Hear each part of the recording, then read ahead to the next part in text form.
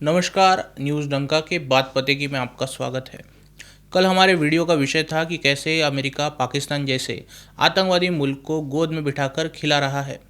Donald Trump अपने निजी स्वार्थ के लिए कैसे पाकिस्तान की तरफदारी कर रहे हैं या फिर भारत के साथ पाकिस्तान को एक ही तराजू में तौल रहे हैं। कल के वीडियो में हमने अंदाज़ा लगाया था कि ईरान में उथल पुथल होगी। अमेरिका और ईरान के बीच परमाणु वार्ताएं लगातार विफल हुई है। अमेरिका ने इस बात पर जोर दिया है कि ईरान परमाणु तकनीक को विकसित करना बंद कर दे, लेकिन ईरान नहीं माना। हमने कहा था कि अमेरिका ईरान पर बड़ी सैन्य कार्रवाई की फिराक में है और इसीलिए पाकिस्तान को चने के झाड़ पर चढ़ाकर उसकी मदद से ईरान के खिलाफ बड़ी कार्रवाई करेगा। हालांकि अमेरिका ने नहीं की, लेकिन इजराइल ने ईरान के परमाणु सुविधाओं और सैन्य ठिकानों को निशाना बनाया है। आज 13 जून के तड़के इजराइल ने 200 फाइटर जेट यानी करीब 11 स्क्वाड्रन से ईरान पर हमला किया। यहाँ इजराइल ने 350 जगहों पर प्रिसीजन स्ट्राइक्स किए। इन प्रिसीजन गाइडेड हमलों में ईरान का chief major general Mohammad Bagheri और इस्लामिक रेवोल्यूशनरी गार्ड कॉर्प्स का चीफ हुसैन सलामी मारा गया है। इस हमले में इजराइल ने ईरान के 2 प्रमुख परमाणु वैज्ञानिकों को भी निपटा दिया है। हमले में चोटिल ईरान ने अपनी वायु सीमा बंद कर दी और जवाबी कार्रवाई में इजराइल पर 100 से अधिक ड्रोन दागे, जो सुबह दागे और दोपहर तक शायद इजराइल में पहुंचने की उम्मीद थी। ईरान के सुप्रीम लीडर आयतुल्लाह खोमेनी ने इजराइल को कड़ा जवाब देने की बात तो की है, लेकिन क्या वो दे पाएंगे, ये अगला सवाल है। यहाँ सब तो ठीक है कि इजराइल ने ईरान पर हमला किए, प्रीमिटिव स्ट्राइक की, लेकिन इस प्रीमिटिव स्ट्राइक से दुनिया 2 खेमों में बढ़ गई है। एक वो जो इजराइल के समर्थन में खड़े हैं और दूसरे वो जो अपने आप को हमेशा तटस्थ बताते हैं लेकिन इजराइल का विरोध करते हैं। इनमें भूखा नंगा पाकिस्तान और उसकी आर्म्ड फोर्स वैसे तो शांत है, लेकिन पाकिस्तान की आवाम सोशल मीडिया पर अपने कपड़े फाड़ रही है। ऑपरेशन सिंदूर के दरमियान भारत जब पाकिस्तानी सेना और आतंकवादी संगठनों की साठगांठ दुनिया भर में उजागर कर रहा था, उस वक्त भी पाकिस्तानी आवाम सोशल मीडिया पर ही इस्लाम के सैनिक बनकर घूम रही थी। इन इस्लाम के सैनिकों के लिए तर्क मायने नहीं रखता।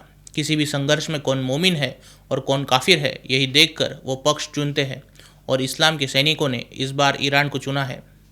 दीन के सिपाहियों के अलावा भारत में वामपंथी जमात भी इजराइल को दुनिया के दुश्मन के रूप में प्रतिबिंबित करने में लगी है। अगर आज आप केरल के कम्युनिस्ट मुख्यमंत्री पिनरई विजयन का स्टेटमेंट देखेंगे तो आपको वामपंथियों की छाती पर कैसे सांप लौट रहा है, इस बात का अंदाज़ा आ जाएगा। सीएम विजयन ने कहा है कि इजराइल को लंबे समय से एक उपद्रवी देश के रूप में जाना जाता है। ये सच है और सभी को पता है। उन्हें लगता है कि अमेरिका के समर्थन से वो कुछ भी कर सकते हैं। कम्युनिस्ट नेता ने अपने बयान में इस हमले को घिनौना कहा है। साथ ही इन्होंने पाकिस्तानी सोशल मीडिया वॉरियर्स की तरह ईरान पर हमला स्वीकार नहीं करेंगे, इस बात का राव गलापा है।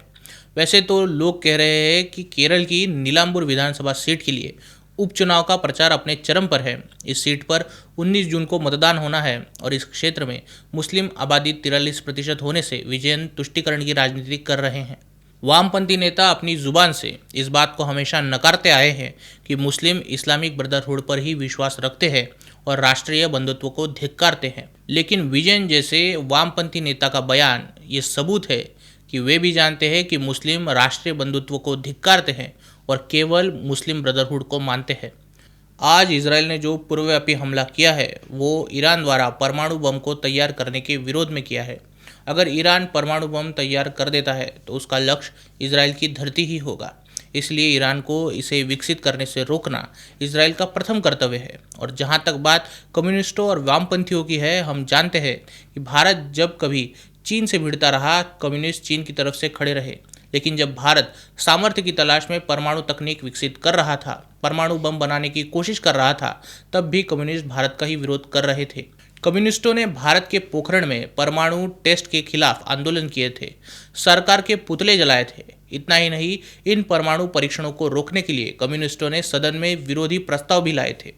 प्रेस नोट्स में वामपंथी इन परीक्षणों को हिंदू बम कहकर इसकी निंदा करते थे।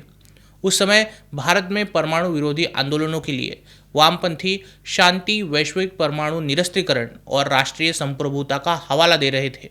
लेकिन आज जब ईरान परमाणु बम बनाने के करीब है तो उसे रोकने के बजाय वो इजराइल को गरियाते दिखते हैं। उन्हें इजराइल आंखों में चुभने लगा है। खैर, इजराइल के हमले के बाद आयतुल्लाह खोमेनी ने बदला लेने की बात तो की है, लेकिन इजराइल की तैयारी देखकर हम यही कह सकते हैं कि ईरान को समझदारी दिखानी चाहिए। वो अपने देश की, अपनी रिजीम की रक्षा करने के लिए तत्पर हो जाए।